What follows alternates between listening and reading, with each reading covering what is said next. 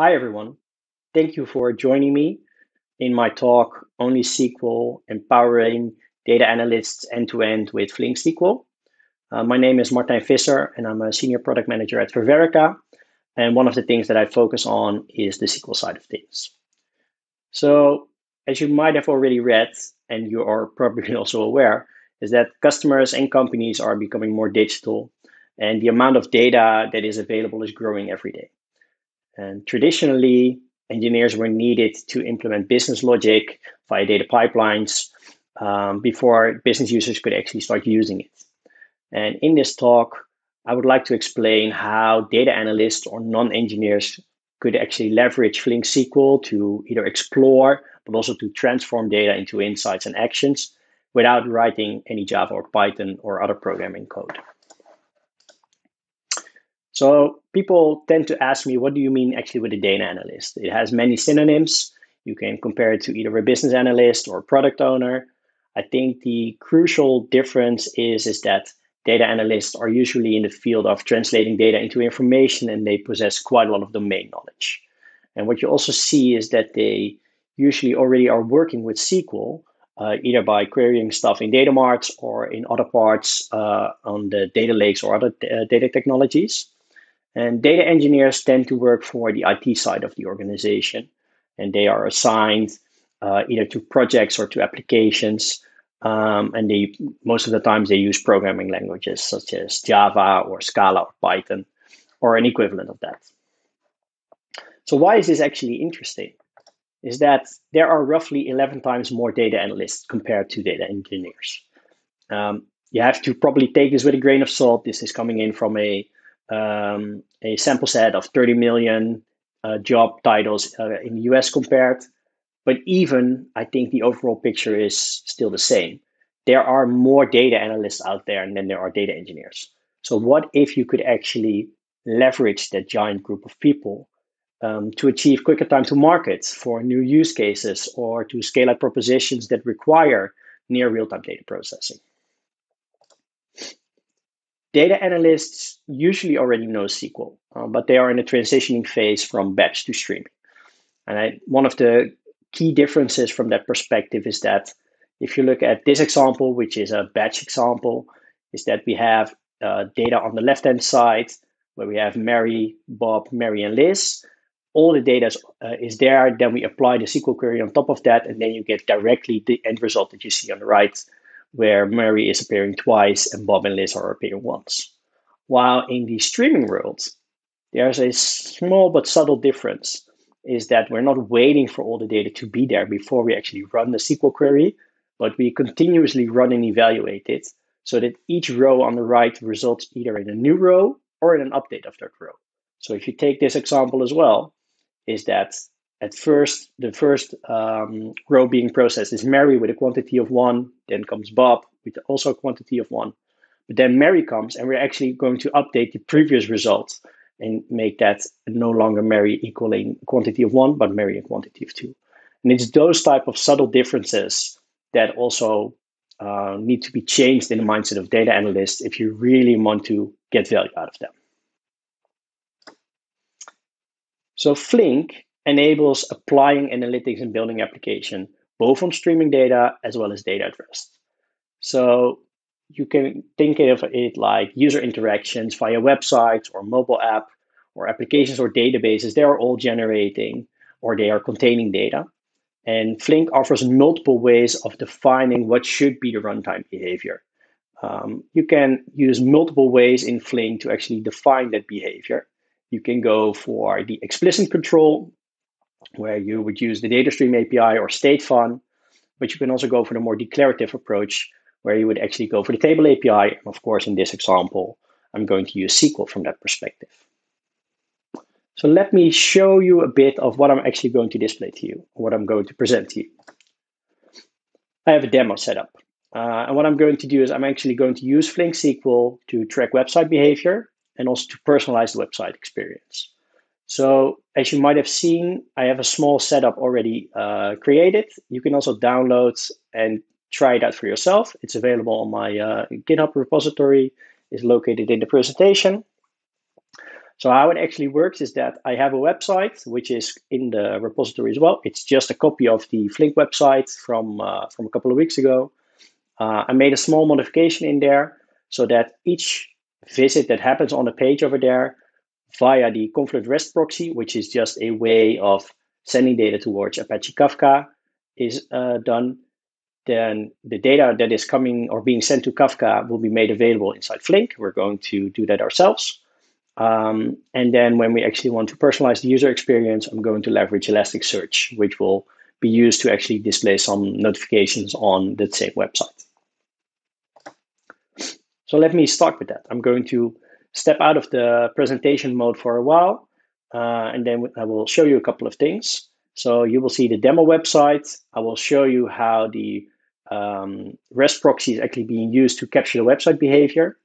And in the end, we're going to use Flink to explore data. So we're going to create a couple of tables and a view and actually show the results of that behavior. So bear with me while I'm switching. All right. As you might see already on the bottom, I have my Flink SQL client open. But first, let me show you the actual website that we have, which is right here. So this is just the website of the Flink website, which is hosted over here. And every time I open a specific page, you will see that there is a request being sent to the Confluent REST proxy, which I can filter out because I'm named it page view. And every page that I'm going to visit is going to end up on that REST proxy from that perspective. And it will contain some information. It will contain the title of the page. Let me see a couple of things. So it will contain the title of the page, the URL that I'm visiting. I'm also, just for purposes, sending over the screen size, the user agent in there as well. And one thing which is also quite interesting is that I'm sending over all the cookies that are in this website. I have a plugin installed that I can also use to manage the cookies. So what you will see is that I made a couple of fake ones, one called author. The interesting one from this perspective is identifier. So we're going to use the value in this cookie. We're going to change that in a moment. That's actually what's going to be used for displaying personalized notifications towards me, in this case, in the browser. So how would it actually work? Let me go back to the home page, and I'm going to copy in something in the Flink SQL client. The first thing that we actually have to do is we have to make sure that that Kafka topic is made available for me to start querying it. So what I'm going to do is I'm going to create a table, which I named page views, where you will also see that there are a couple of elements returning from the information that I'm sending from the browser, like the title, the URL, etc. I'm also pointing out that this will be sent from Kafka. So the connector I'm using is Kafka in this case. The topic is named page view, and the value that I'm using is the Confluent, Avro Confluent format from that perspective. So that's how I can create that information. So I now can do a select all from page views. And in a moment, it will start displaying the results on screen. So every time I'm going to visit one of the pages, you will actually see records being sent. I can also take a look into the results. You will see actually all the information that I have right here. And if I go back, it will continue to do so. So this is just a simple example of being able to explore the data. What you might have seen is that one of the downsides of just creating this raw data is that the cookies that I have available in my browser, they're all set into one column, while I'm specifically interested in that identifier value from that perspective. So what I can do is actually I can create what we call a temporary view, which I named web activities, which is going to use exactly the same columns as I have defined before in the page views, with the exception that I'm going to specifically add one where I'm going to use a regular expression to get the value from the cookies data that's being sent in, and I'm specifically interested in the second capture group, which is where the value for the identifier cookie will be sent into. And if I do that,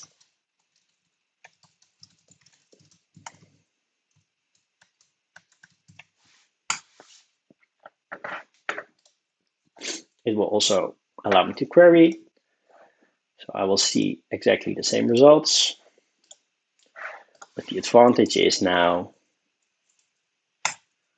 that besides this gigantic string of cookies, there will now also be a specific one for the identifier in there. So if I would change my value for identifier to something different, it would be displayed over there. All right, let me get back to presentation.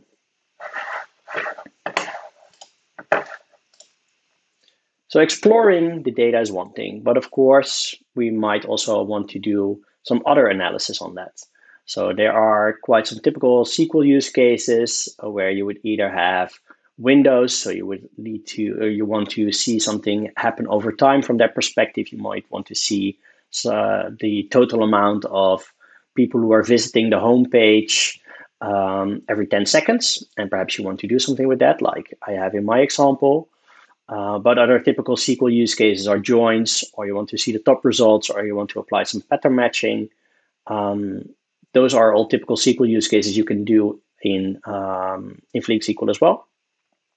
So let me give you an example on displaying the visitors who visit the homepage 3 times in 10 seconds.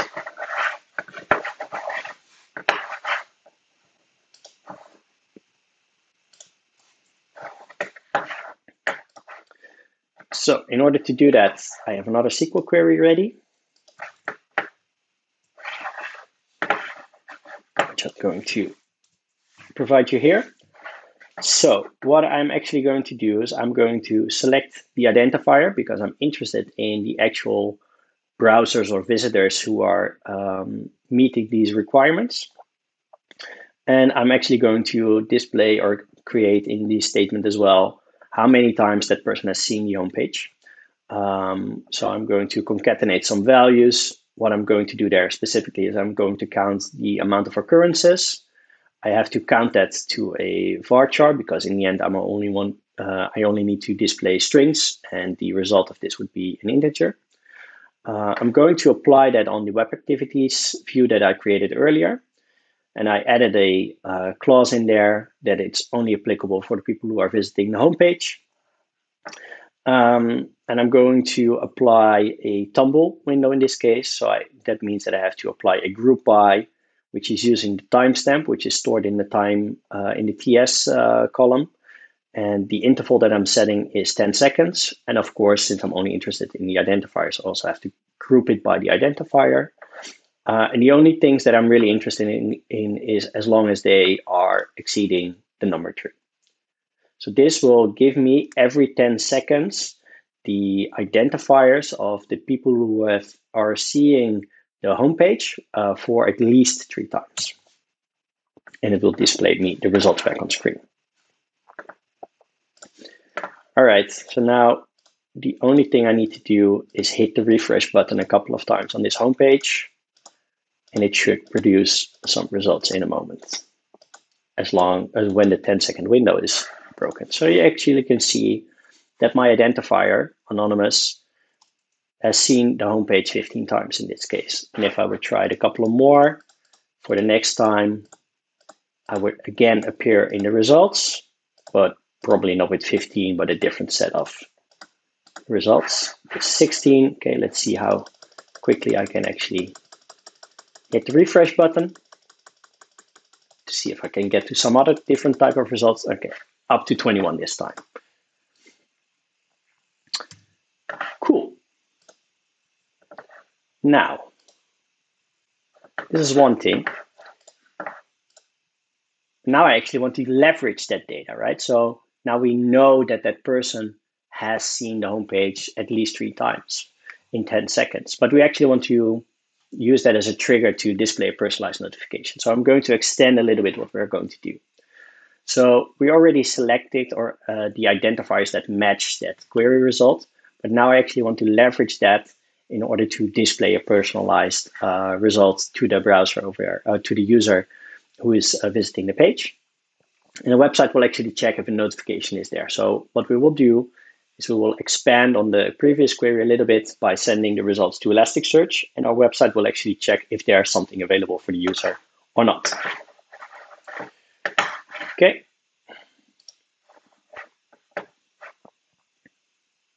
Let me grab the query,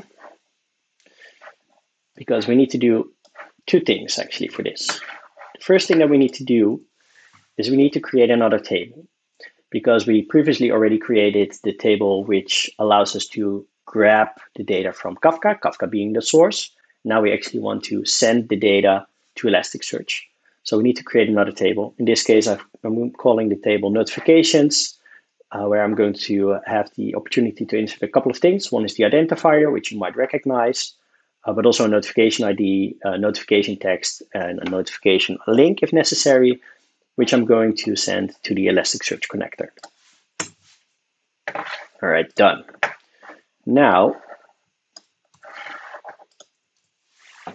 you see almost the exact query as I had above. The only difference is that I'm now going to do an insert into the notifications, where we say, I want to send in the identifier, the notification ID, and the notification text for the people that are meeting this requirement. Now, there is one thing that I should not forget to do, because what I build in is that by default, if this cookie is set to anonymous, it will not display any results. So I should send this to some random value, like a UUID or something. That's probably what you would do in a normal case, but in this case, I'm just going to say my identifier is 1, 2, 3, 4, 5, 6, 7, 8, 9. Now I can actually insert it, and then I can mimic the behavior that's needed, which is now done. Now I need to grab another couple of times. You might see some flickering. That's because of the local latency that you would have in there. But as you can see, there it is. You have seen the homepage 11 times. So this is actually now grabbing, or the website is displaying the results that's being inserted into the Elasticsearch SIG. And that allows me to personalize the website from that perspective. If I would remove the cookie in this case or change it to another value,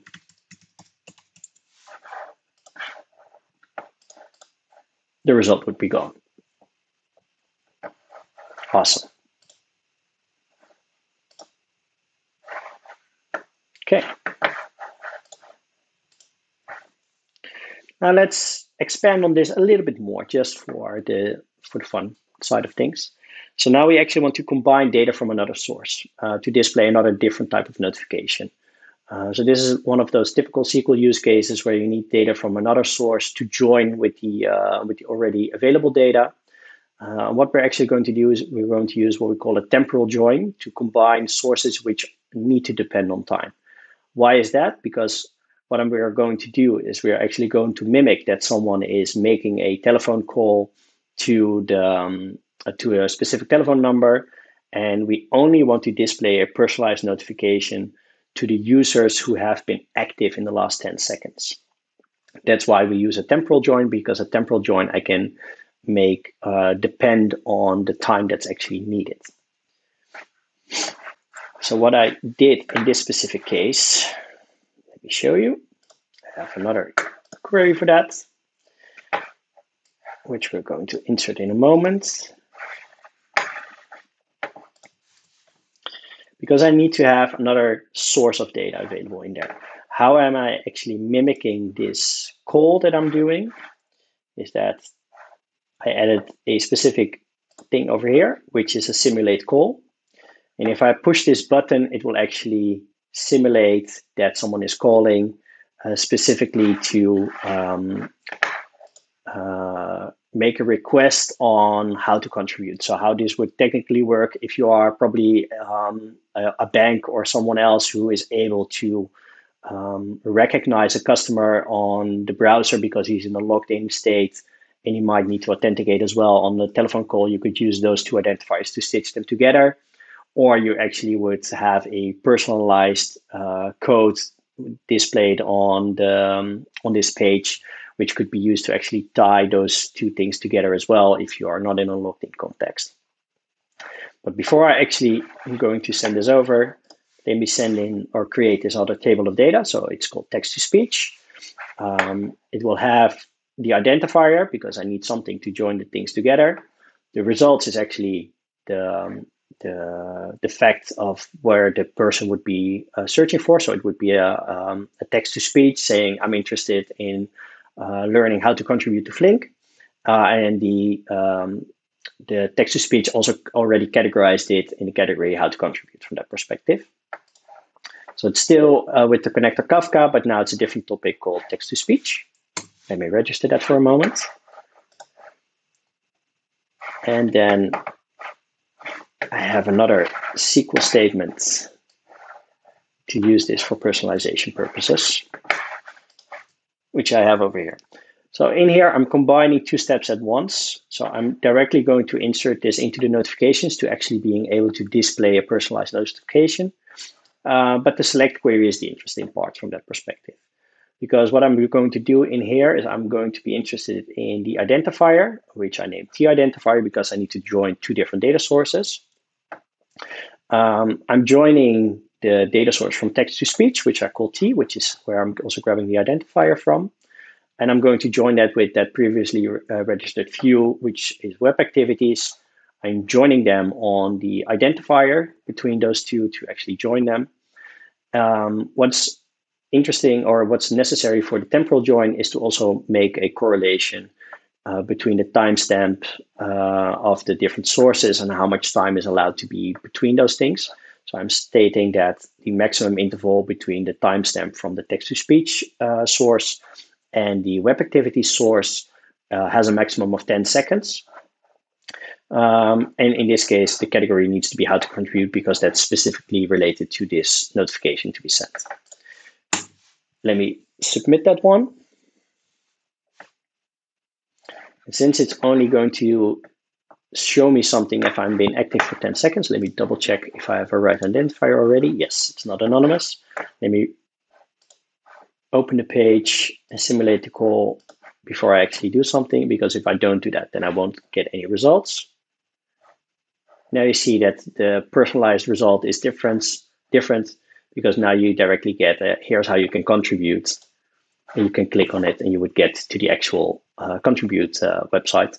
This is, of course, if you can have some type of use case for this, this is a great way to actually get into call reduction and probably save a little bit of money from that perspective. And also you can help the user directly because you can actually point him or her where they actually need to go to. Cool. Let me get back to my presentation. So, as a wrap up, because time is running rather quickly, what we have done, we've used SQL to briefly explore, analyze, and take actions with data from and to multiple sources. So we've seen how data like user interactions, but it could also be IT applications or databases, can be made available as sources in Flink. We've seen how SQL can be used for exploratory purposes, for analysis, but you can also use it directly for taking actions. And we've seen how we can send triggers by sending data to sinks. So we can either personalize those user interactions again on websites or mobile apps, but you can also, of course, store information in other systems like databases or any type of online analytical processing system. And with that, I would like to conclude my talk. Thank you very much for listening. There is one important thing I should not forget. We are still hiring. So if you are interested, feel free to reach out to us, to me personally. There are a couple of examples of people that we're currently looking for. There's way more open positions. Do check it out. Once again, thank you very much for listening in. And if you have any questions, do let me know.